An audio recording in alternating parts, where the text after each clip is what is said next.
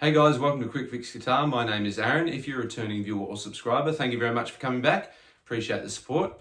However, if you are new here, let me tell you all about what I do here at Quickfix Guitar. So here on the channel, I upload 3 guitar lessons per week on songs from a variety of genres, but with a main focus around hard rock, rock, punk, and metal. Then the following day, I release a cover of the song as well, so you can see all of the parts played in their entirety. Also do review the odd piece of gear from time to time, guitars, pedals, amps, you name it, I love chatting about it. So if all that sounds interesting to you, please consider hitting the subscribe button, hit the bell notification so you don't miss a single upload. Feel free to give the video a like as well, that really helps out with the channel. That being said, let's jump into the lesson on this absolute classic grunge rock track. Alright, lesson time, Man in the Box by Alice in Chains. If you're into grunge rock music, this is an absolute must to learn. It's a fantastic song. I love Alice in Chains, and Jerry Cantrell is one of my favourite guitarists. He's got great rhythm, great leads, great tone, and yeah, he's one of my favourites. So I thought I'd do a quick lesson on this one because it's relatively simple, the rhythm parts anyway, and it's lots of fun to play along to. So for this one, we're on the bridge pickup here, and we are in Alice in Chains standard tuning, which is E flat standard. So 99% of their songs are in E flat. So basically what that means is every string is tuned down half a step to make it E flat standard. So I have a little graphic pop up here that'll show you the different tunings for the different strings, but just know if you want to play along to the record, that's what they're in E standard. So got a nice tone here. I'm on the lead channel on my Boss Katana. The bass at 5, middle and treble at about 7. So not far off just a standard EQ. Want a nice distorted tone. So most of the riff, or the intro riff, is based around this, I call it like a Jerry Cantrell chord because I've never actually seen it in any other songs.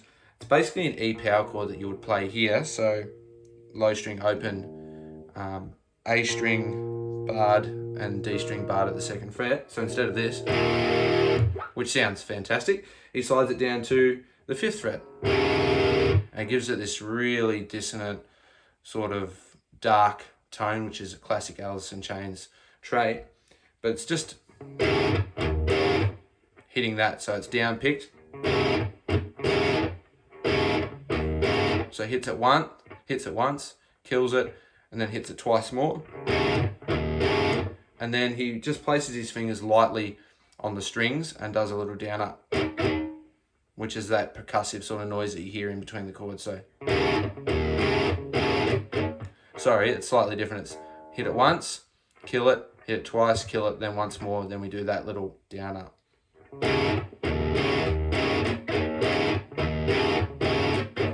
Once you get the rhythm, it makes perfect sense. You can do a little down as well. Whatever works for you. So the song starts with the bass, and there's a big slide that goes like that on the bass.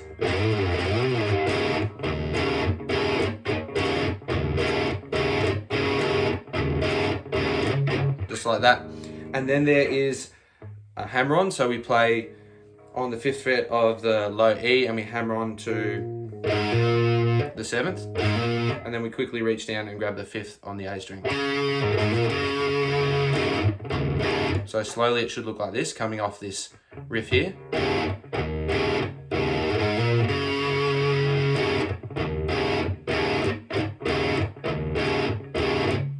Just like that.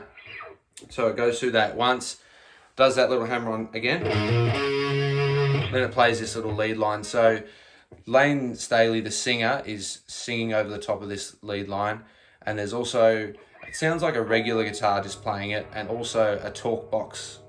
Jerry Cantrell is playing a talk box, which gives it that wah wah wah sort of noise.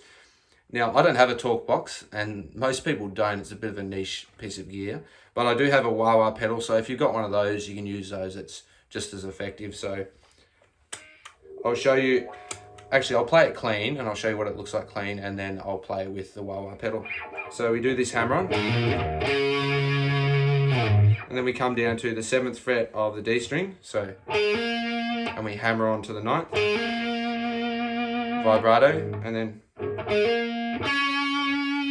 we reach down to the 7th fret on the G string, bit of vibrato, hit it again, and then hammer onto the 9th, back up to the 7th on the D string,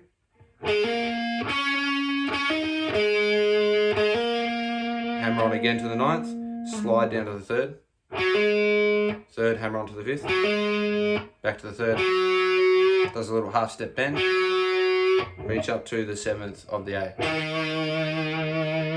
Heaps of vibrato. And then this hammer on again. So I'll play that whole passage slowly so you can see it. So coming off this hammer on here.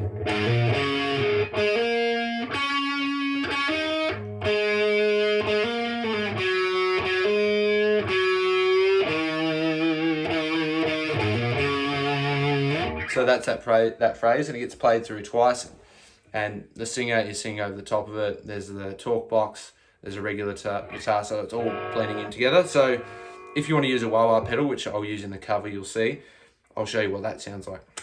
So we turn on the wah-wah pedal, So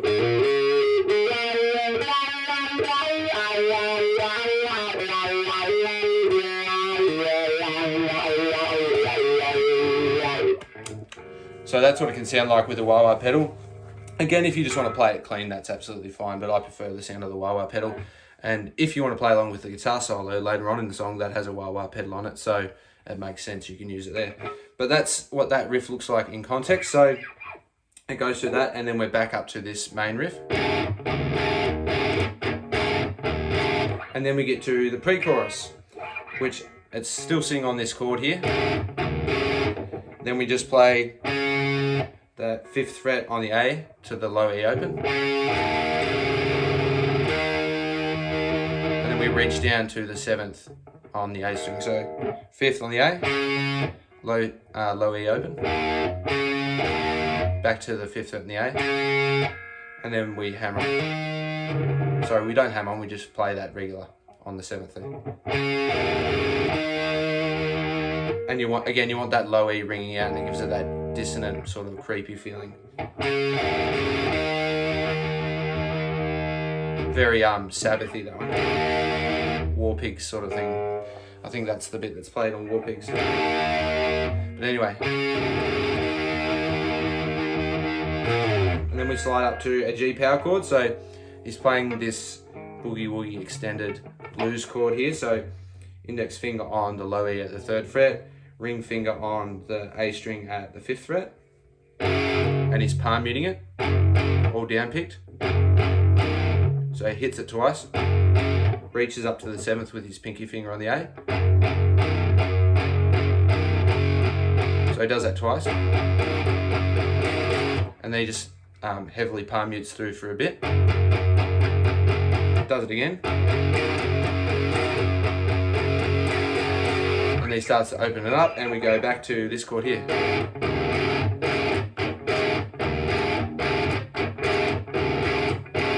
Then we do this hammer on, and then we do a little riff into the chorus, and that is on the A string, 7, 5, and then 7, 6, 5. So, and then a bend on the 3rd fret of the G, the low E here, and then a big E chord. So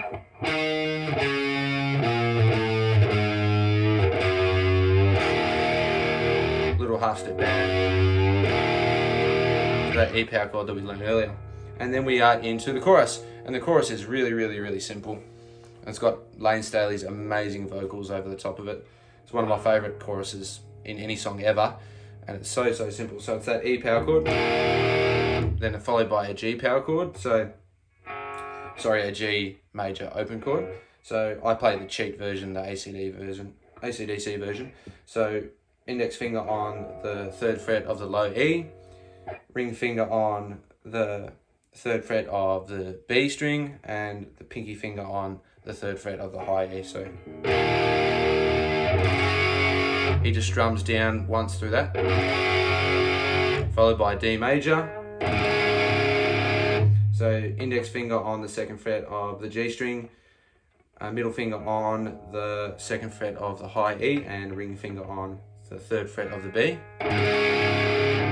And you can get that A string in there as well if you want. A power chord. So A string open, barring at the 2nd fret on the D and the G. And then we reach up and do that bend on the low E at the 3rd fret. It sounds like he gives it two tugs, so it should look like this.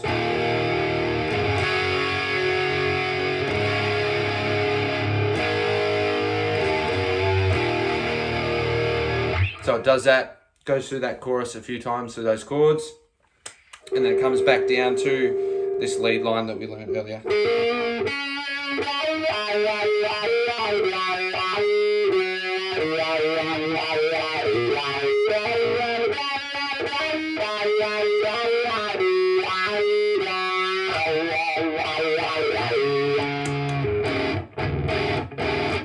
And then it's back to that riff. But that is basically all the parts to that song. So super simple. We've got that riff that sits on that dissonant sort of power chord here. We've got the hammer on. We've got the lead line that we just played there. We've got the little pre-chorus G power chord boogie woogie. We've got this little lead line going into the chorus, and then we've got the chorus there, which is really simple, really catchy. So when the solo is playing, there's a big wah-wah solo. It's a very iconic Jerry Cantrell solo. Underneath that, the rhythm is just... And then he flicks up to the neck pickup and starts playing some really funky sort of solo. That part, it goes back to this G power chord here.